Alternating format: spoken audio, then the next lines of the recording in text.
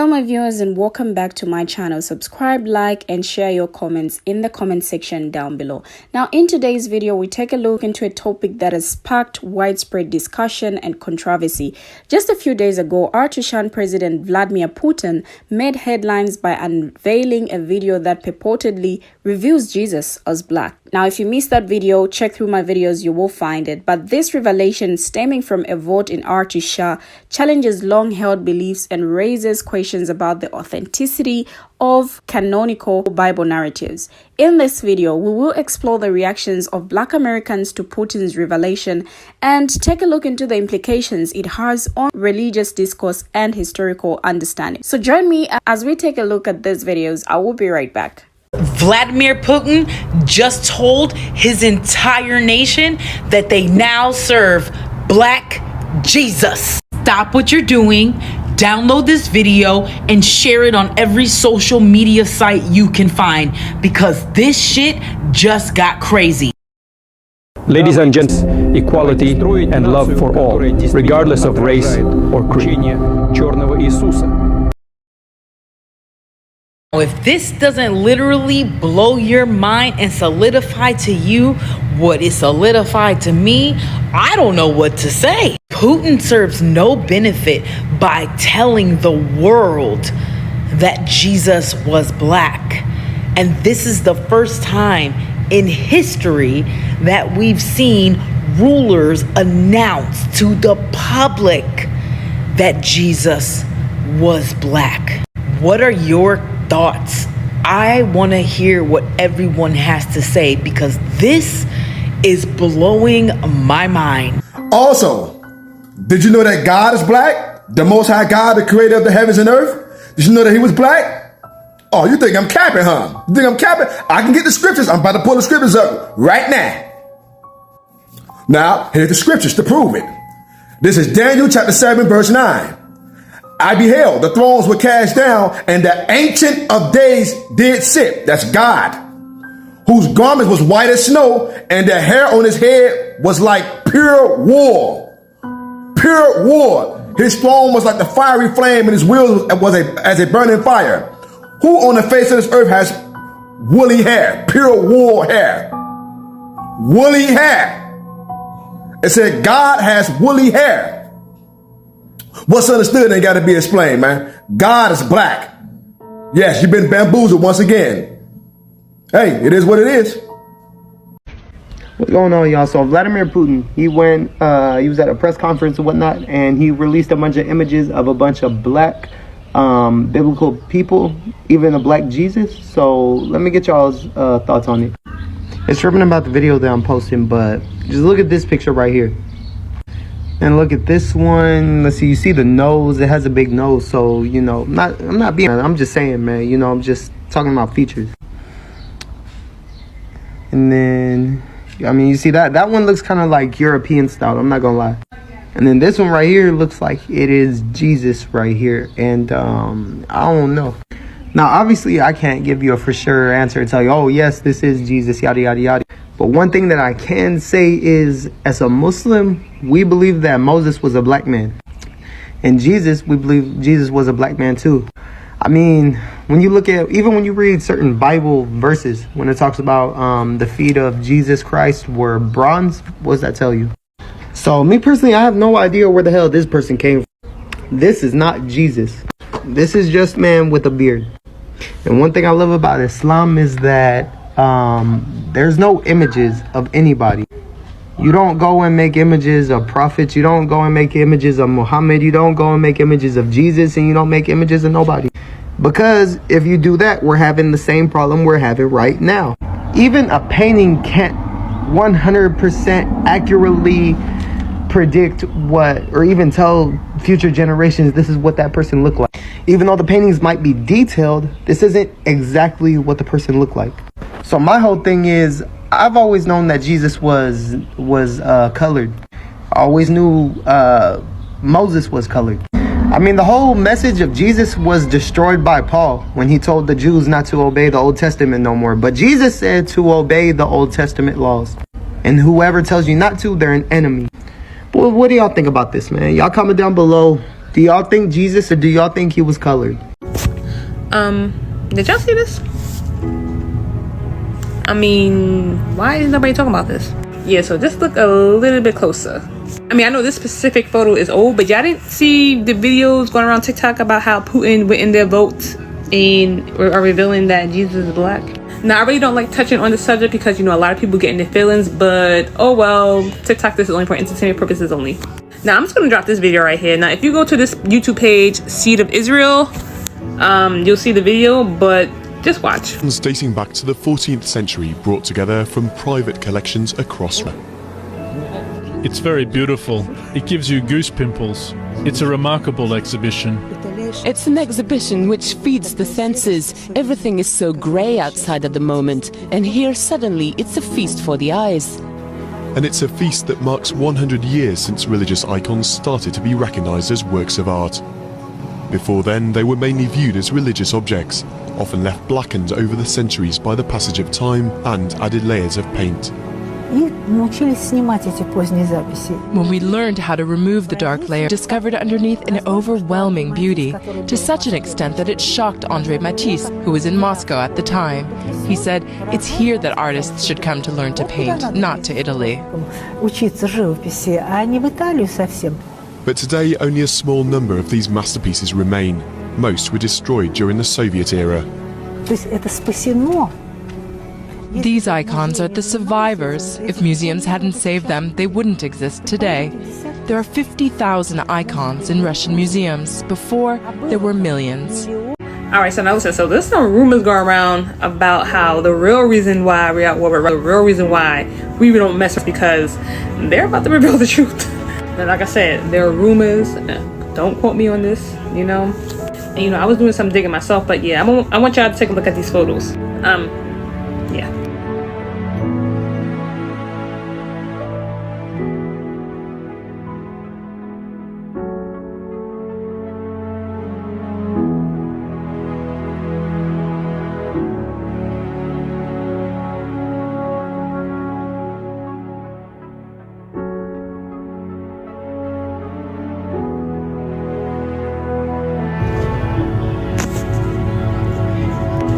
Now listen, y'all can believe what y'all want to believe. Like I said, I know there's gonna be people on here getting mad or may feel some type of way, but that y'all gotta take that up with y'all colonizers. Okay, and last but not least, I'm just gonna drop this video right here, and if you go to this YouTube page right here, Go Black to Africa, that's where I got the video from, but I want y'all to take a look at this video.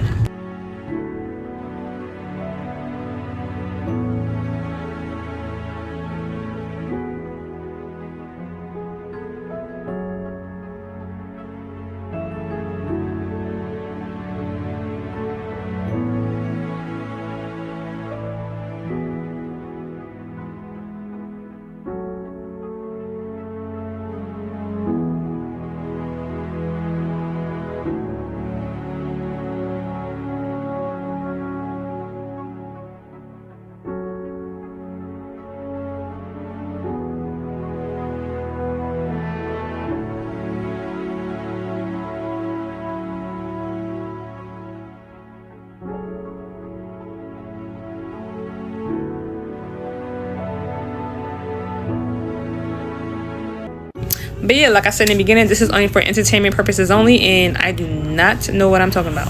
Vault that was opened up in that literally disproves a lot of the bibliography that is recognized as canonized Bible. And I want to share with you guys, because I have been telling you for the longest that the Vatican changed the Bible, and I'm going to show you exactly what I mean.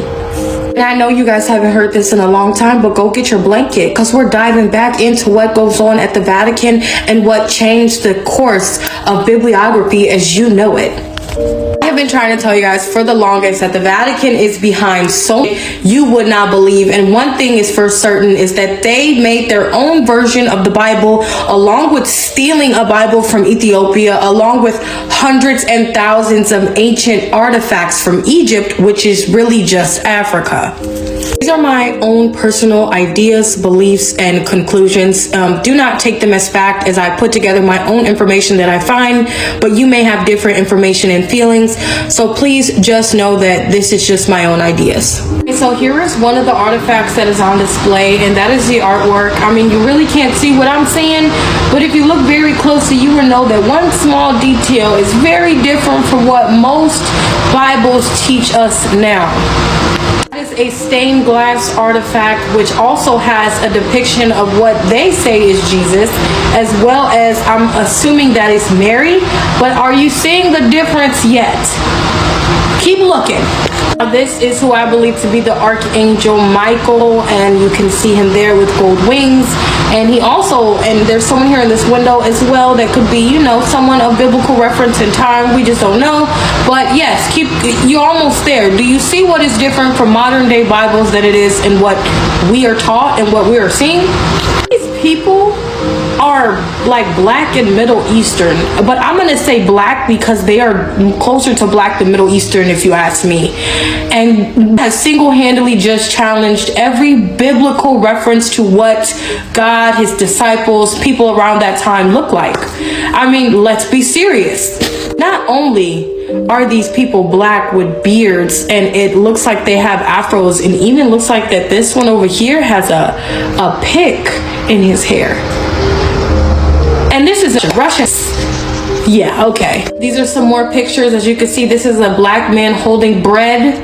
And I feel like I know what biblical story that is from, but you see some engraving on the side, and he has a white grayish beard, which most African American people get when they get older, the salt and pepper. A lot of people don't talk about the Roman Empire and how they martyred Christians. Like, no one talks about that, but in doing so, they also had slaves from Africa/Egypt, because Africa is Egypt. I will never stop saying that. They also have one of the largest artifacts of ancient African artifacts at the Vatican Archives, and this is where your Bible was changed into the King James Version of the Bible as well. A lot of people don't know that Ethiopia was one of the earliest known places to practice Christianity, as well as the Roman persecution of Christians that began in 1890, which no one even talks about. See, the origin of this is there was a great general enactment precisely formulated and valid for the whole empire, which was the Roman Empire,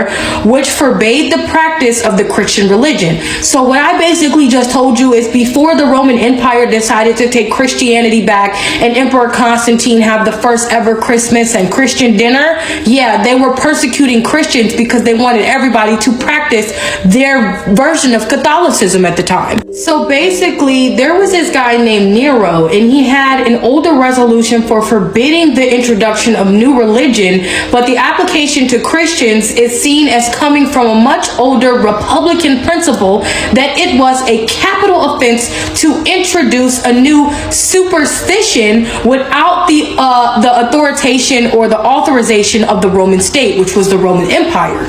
And the second theory, which originated with German scholars or English readers, is it holds that the Christians were punished by Roman governors through the ordinary use of their power to keep order, because Christians had introduced an alien cult which induced national autophagy. So it says the abandonment of the traditional Roman religion, which was introduced by Christianity. So basically, the Roman Empire felt threatened when they discovered Christianity in Ethiopia and decided to just for no reason. And then later down the line, you guys don't even know that the Roman Empire is really just renamed the Vatican, because they did not die off. They were not killed. They just transitioned under another name. Lo and behold, you have these ancient Egyptian artifacts that still stand in the middle of the Vatican in St. Basilica Square, St. Peter Square, where they literally Christians. But no one talks about that. And that is a big reason that you guys believe that the Bible you are reading is in fact bibliography. And that's why I come in here and share with you the Apocrypha, or the books of the Bible that were taken out. And I can explain more of this to you. No, do not question your faith.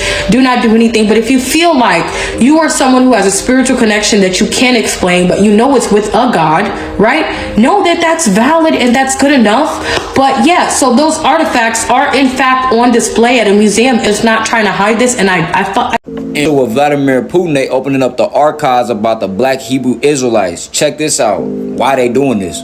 has decided to move one of his holiest icons from a museum to a Moscow cathedral. This arises a debate around Putin's growing reliance on the church. Emphasizing on the importance of the holy icon, to keep their own architecture too. Andrei Rublev's Trinity be transferred to the Rush Church from Moscow's Tretyakov Gallery for a year. The relocation to our most well-known icon highlights how closely the war has intertwined politics and religion.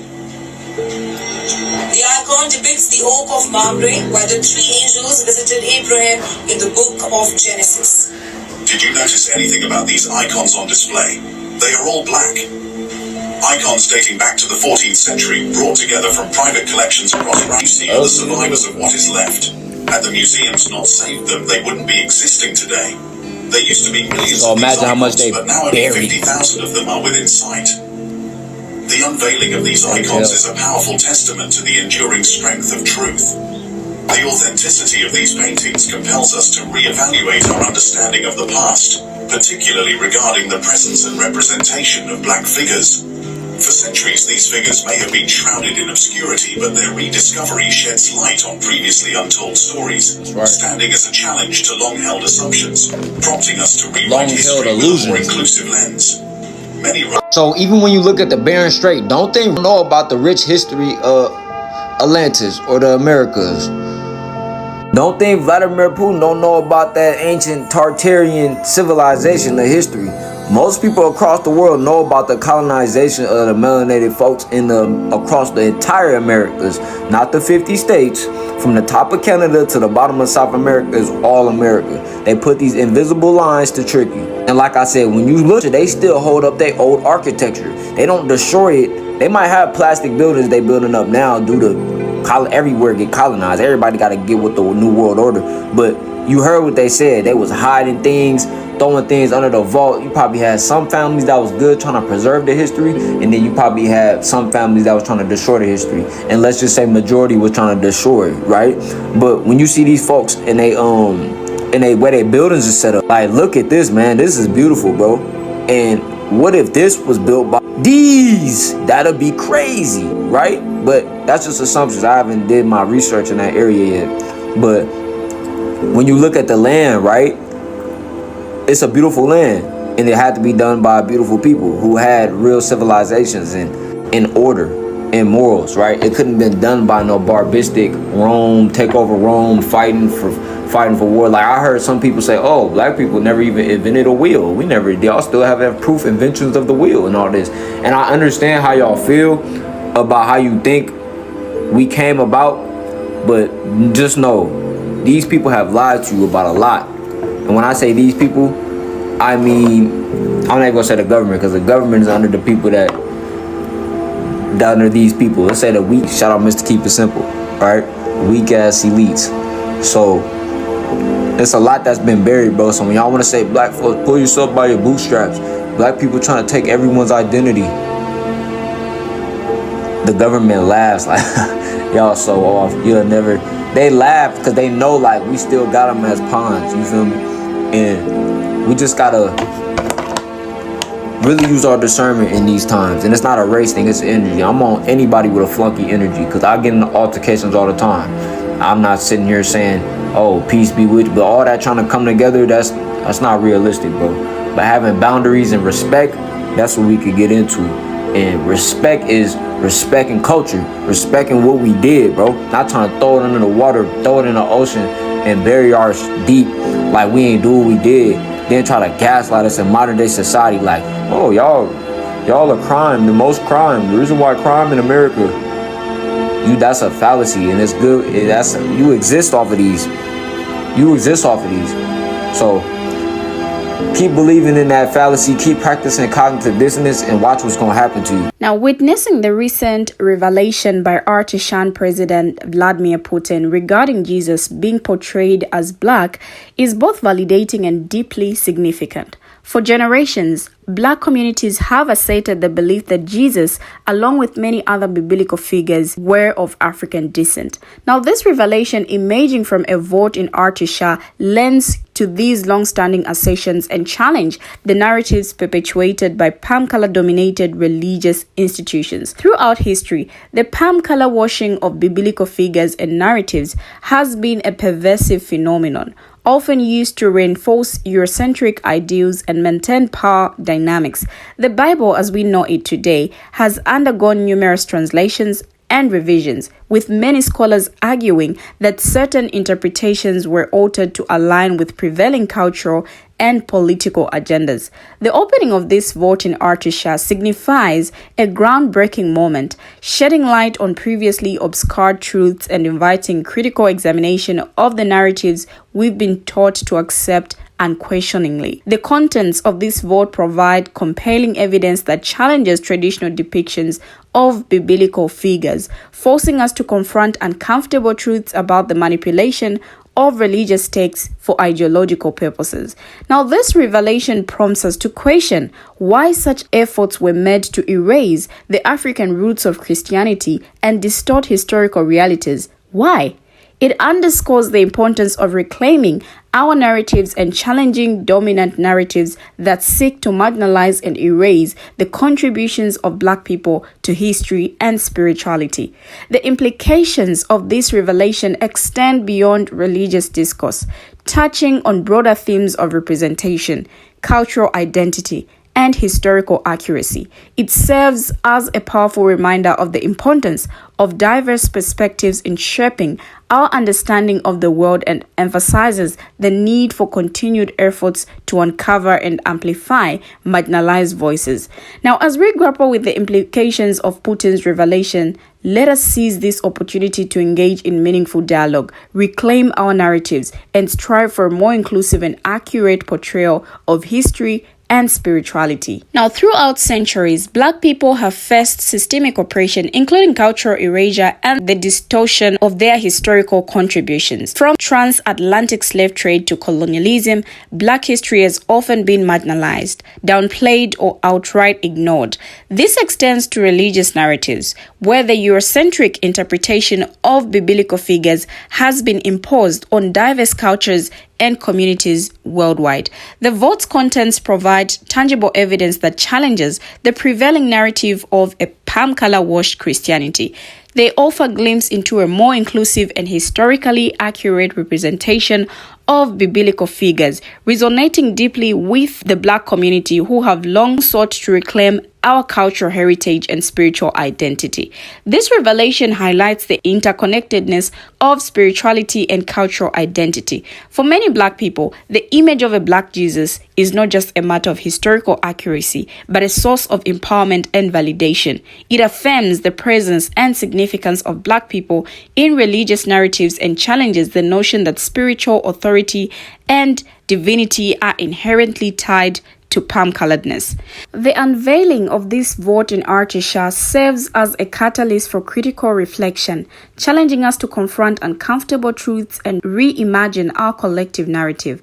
It's a call to action to dismantle systems of oppression and celebrate the diversity and resilience of Black cultures and communities worldwide. For centuries, the representation of Jesus as palm color European figure has been deeply ingrained in Western Christianity, shaping perceptions of spirituality and identity. However, historical evidence and scholarly research have long challenged this depiction, pointing to the geographical and cultural context of Jesus' life in ancient Palestine. The region was ethnically diverse, with a significant African presence, which raises questions about the likelihood of Jesus being depicted as palm color.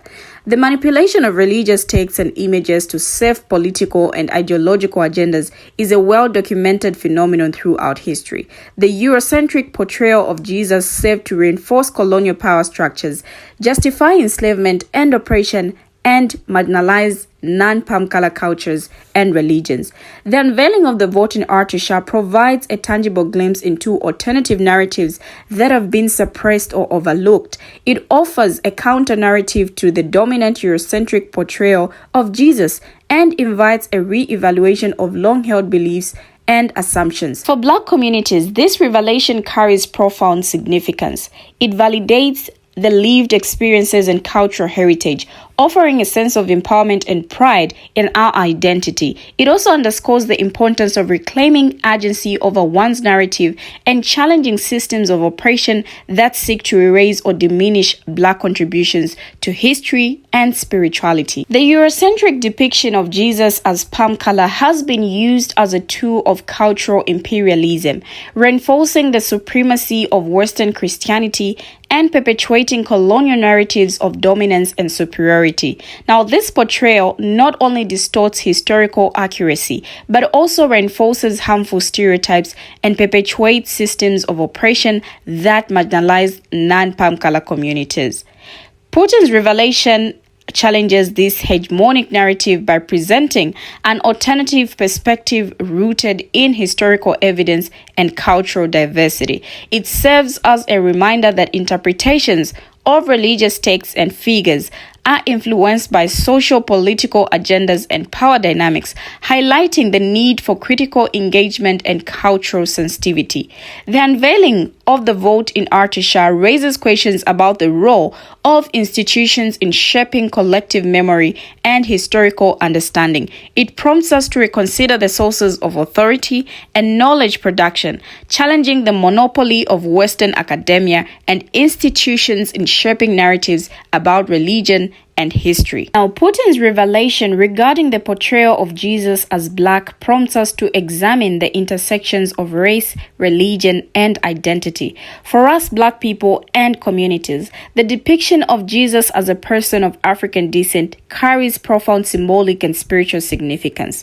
Throughout history, the Eurocentric portrayal of Jesus has been used to justify and perpetuate systems of racial hierarchy and oppression. By presenting Jesus as palm color, dominant cultures have reinforced the idea of WS and inferiority of non-palm color people. This palm color washing of religious figures not only distorts historical accuracy, but also erases the lived experiences and cultural contributions of Black communities.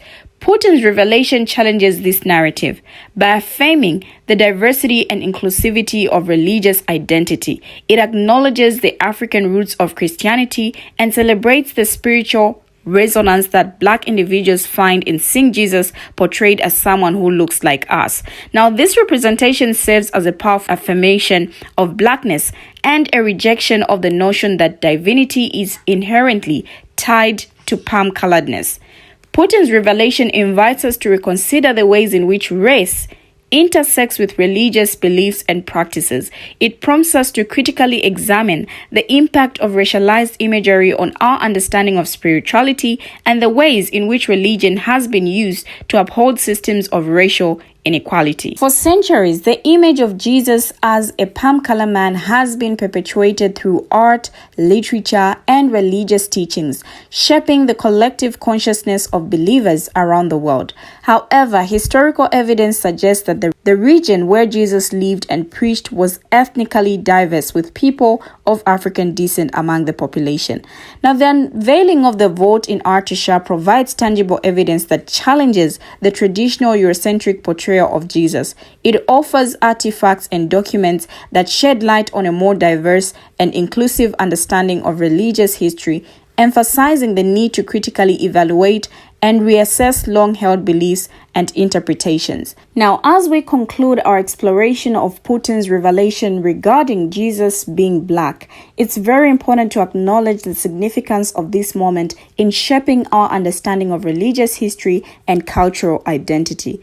The unveiling of the vote in Arusha has sparked a critical re-evaluation of long-held beliefs and interpretations, challenging the dominant Eurocentric narrative that has shaped religious discourse for centuries. It serves as a reminder to the importance of historical accuracy and the need to critically examine the sources of our knowledge. We have come to the end of the video. Share your thoughts on what you think about this in the comment section down below. Thank you for watching and see you in my next video.